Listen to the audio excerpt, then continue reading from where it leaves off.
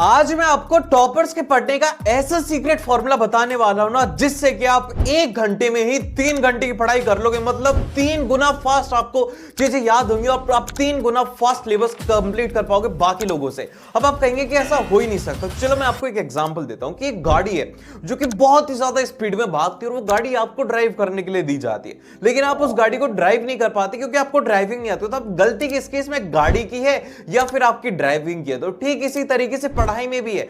पढ़ना बड़ा ही आसान है, लेकिन हमें सही ढंग से पढ़ना ही नहीं आता, जिस वजह से क्या होता है कि हमारा ब्रेन इतना ज्यादा कैपेबल है फिर भी हम अच्छे नंबर नहीं ला पाते।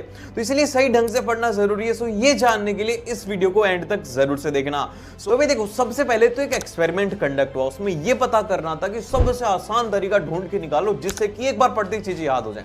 तो सबसे पहले तो क्या हुआ कि इसके अंदर 500 के 2 ग्रुप ऑफ स्टूडेंट को लिया गया, जिसमें पहले ग्रुप वाले जो स्टूडेंट थे ना, ये हमारी जैसे पढ़ाई करते थे। कोई भी टॉपिक याद करना है ना, एक बार पढ़ा, फिर उसके बाद में उसे दूसरी बार पढ़ा, तीसरी बार पढ़ा, एक तरीके से रट्टा मारा जब तक कि वो याद नहीं हो। उसे याद कर लिया, फिर उसके बाद में जब एग्जाम में जाते हैं तो वही प्रॉब्लम की जाकर के भूल जाते हैं। और वहीं पे जो ग्रुप 2 वाले स्टूडेंट थे ना, इनको एक कहा गया कि तुम्हें ना थोड़े अलग तरीके से पढ़ाई करनी है। इनको कहा गया कि जैसे कि अगर आज तुम्हें कोई भी एक चैप्टर पढ़ना है ना, तो सबसे पहले तो तुम एक काम करो कि उसको है ना, पहले उसकी समरी देखो कि उसमें कोई डायग्राम है क्या, उसमें किस बारे में है, उसकी पहले समरी पढ़ लो पूरी पूरी, वो है किस बारे में, जिससे कि तुम्हें अंदाजा लग जाएगा कि अच्छा ये चैप्टर इस बारे में।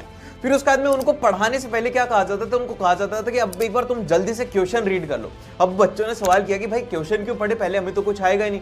तो उन्होंने ये बताया कि जब हम क्वेश्चन पढ़ते हैं ना, फिर उसके बाद चैप्टर पढ़ते हैं, तो हमारे दिमाग में क्वेश्चन चल रहे होते हैं और जब हम पढ़ते हैं तो हमें आंसर मिल जाता है, तो फिर वहां पर हम मार्क कर लेते हैं और वो चीज हमें जल्दी याद हो जाती है। फिर उसके बाद में कहा गया कि अब तो मैंने इसको डिटेल के अंदर अच्छे तरीके से पढ़ाई करो। जब पढ़ लो, अब उसके बाद में क्या करना है, उसी दिन ही रात को सोने से पहले अब एक बार उसको फिर से रिवाइज करना है, जैसे कि आप किसी को पढ़ा रहे हो। जैसे कि आपके टीचर्स आपको पढ़ाते ना कि ये हुआ था, फर्स्ट टॉपिक ये था, फिर उसके बाद में ये आया था, फिर उसके बाद नहीं हुआ था। तो आप है ना अपने आप से बोलने लगो, जिससे कि क्या होगा कि आपको जो चीज याद नहीं है ना, उसी टाइम पे आप नोटबुक खोल करके देख लेंगे तो वो आपको इंस्टेंटली वहीं पे याद हो जाएगी। नहीं तो क्या होता है कि हमें लगता है कि यार हमें ना चीजें याद नहीं हो रही, हम भूल रहे हैं, हमें यही पता नहीं होता कि हम क्या भूल रहे हैं। तो इस तरीके से हमारा रिवीजन भी हो जाएगा और हम आसानी से चीजें भी याद रख लेंगे। और ये वीडियो कैसा लगा मुझे फीडबैक में जरूर से बताना, और मिलते हैं आपसे नेक्स्ट वीडियो में। All the best.